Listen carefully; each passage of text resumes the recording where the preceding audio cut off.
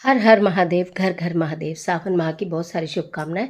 सावन माह में सावन के सोमवार के यदि व्रत करते हैं तो कहा जाता है कि कथा श्रवण के साथ ही व्रत पूर्ण माना जाता है। कोई भी आप व्रत करें उसकी कथा सुनना अनिवार्य होता है। और भगवान जिस भी आपकी पूजा कर रहे हैं उनकी कथा से पहले गणेश जी की पूजा का विधान है। गणेश जी की कथा अवश्य ही कहनी चाहिए। तो सर्वप्रथम गणेश जी की कथा प्रारंभ करेंगे और उसके पश्चात सावन के सोमवार की कथा प्रारंभ करेंगे। बोलो गणपति महाराज की जय। गणेश जी की एक कहानी के अनुसार एक बुढ़िया माई थी। वो मिट्टी के गणेश जी बनाकर पूजन किया करती थी, परंतु वो रोज पूजन करती थी। रोज उसके गणेश जी जो थे वो गल जाते थे, यानी कि जो मिट्टी के थे वो पिघल जाते थे। तो एक दिन बुढ़िया माई के घर के सामने एक कोई साहूकार का मकान बन रहा था। उसने वहाँ जाकर जो कारीगर थे उनसे बोला कि मेरे लिए एक पत्थर के गणेश जी बना दो। तो उन्होंने बोला हम तेरे लिए पत्थर के गणेश जी बनाएंगे, इतने में तो हमारी दीवार पूरी हो जाएगी। उन्होंने मना कर दिया। तो बूढ़ी माई ने कहा राम करे तुम्हारी दीवार टेढ़ी हो जाए। अब बूढ़ी माई का कहना था, उनकी दीवार टेढ़ी हो गई। बूढ़ी माई अपने घर चली गई। वो शाम तक दीवार बनाते रहे, परंतु दीवार सीधी नहीं होती थी। जब बनाते थे तभी टेढ़ी हो जाती थी। शाम को साहूकार आए, उन्होंने सारी बात बताई। तो साहूकार ने बुढ़िया माई को बुलाया और कहा देखो हम तुम्हारे लिए सोने की गणेश जी बनवा देंगे, लेकिन तुम ना ये बोलो कि हमारी दीवार सीधी हो जाए। तो इतना कहना था और जैसे ही साहूकार ने उनके लिए सोने के गणेश जी बनवा के दिए, उनकी दीवार सीधी हो गई। जिस प्रकार गणपति भगवान ने उनके कारज सीधे किए, इस प्रकार गणपति भगवान सबके कारज सिद्ध करना। बोलो गणपति महाराज की जय। अब प्रारंभ करते हैं सावन के सोमवार के व्रत की कथा। बोलो शंकर भगवान की जय। एक समय की बात है, एक साहूकार था जो भगवान शिव का अनन्य भक्त था। उसके पास धन धान्य किसी चीज की कमी नहीं थी, लेकिन उसकी कोई संतान नहीं थी और इसी कामना को लेकर वो रोज शिव जी के मंदिर में दीपक जलाया करता था। उसके इस भक्ति भाव को देखकर एक दिन माता पार्वती ने शिव जी से कहा कि हे प्रभु, यह साहूकार आपका अनन्य भक्त है, इसको किस बात का कष्ट है, तो आपको उसे अवश्य दूर करना चाहिए। शिव जी बोले कि हे पार्वती, इस साहूकार के पास पुत्र नहीं है और इसी बात से यह दुखी रहता है। माता पार्वती ने कहा हे ईश्वर की कृपा करके इसे पुत्र प्रदान हो जाए, इसका वरदान दे दीजिए। तब भोलेनाथ ने कहा पार्वती, साहूकार के भाग्य में पुत्र का योग है ही नहीं।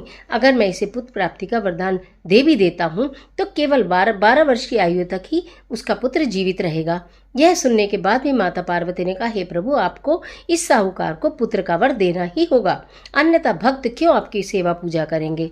माता के बार बार कहने से भोलेनाथ ने साहूकार को पुत्र का वरदान दे दिया, लेकिन यह भी कहा कि वह 12 वर्ष तक ही जीवित रहेगा। साहूकार ये सारी बातें सुन रहा था तो उनको ना तो पुत्र के होने की खुशी हुई और ना ही दुख हुआ।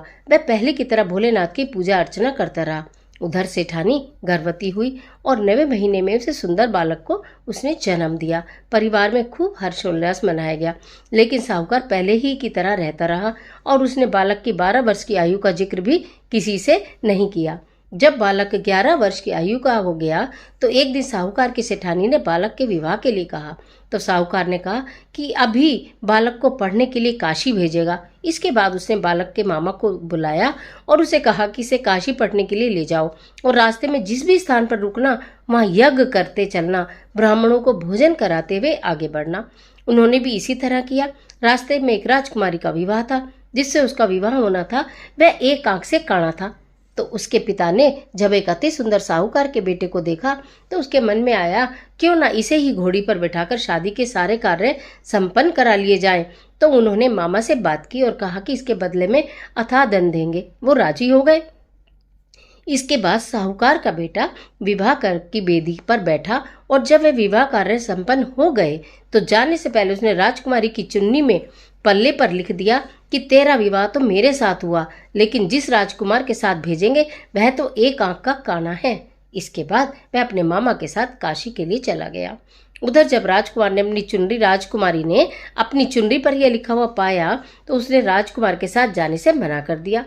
तो राजा ने भी अपनी पुत्री को बारात के साथ विदा नहीं किया। वह बारात वापस लौट गई। उधर मामा और भांजे काशी पहुंच गए। एक दिन जब मामा ने यज्ञ रच रखा था तो भांजा बहुत देर तक बाहर नहीं आया। मामा ने अंदर जाकर देखा तो भांजे के प्राण तो निकल चुके थे। वह बहुत परेशान हुआ, लेकिन सोचा अब रोटना पीटना मचाया तो ब्राह्मण चले जाएंगे और यज्ञ का कार्य अधूरा रह जाएगा। जब यज्ञ संपन्न हुआ तो मामा ने रोना पीटना शुरू कर दिया। उसी समय शिव पार्वती उधर से जा रहे थे। तो माता पार्वती ने शिव जी से पूछा, प्रभु ये कौन रो रहा है? तभी उन्हें पता चला कि यह तो भोलेनाथ के आशीर्वाद से जन्मा साहूकार का पुत्र है। तब माता पार्वती कहती हैं, स्वामी इसे जीवित कर दो, अन्यथा रोते रोते इसके माता पिता के प्राण निकल जाएंगे।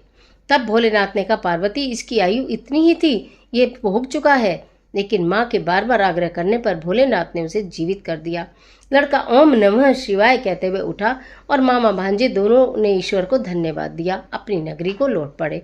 रास्ते में वही नगर पड़ा और राजकुमारी ने उन्हें पहचान लिया। तब राजा ने राजकुमारी को साहूकार के बेटे के साथ बहुत सारे धन धान्य के साथ विदा कर दिया।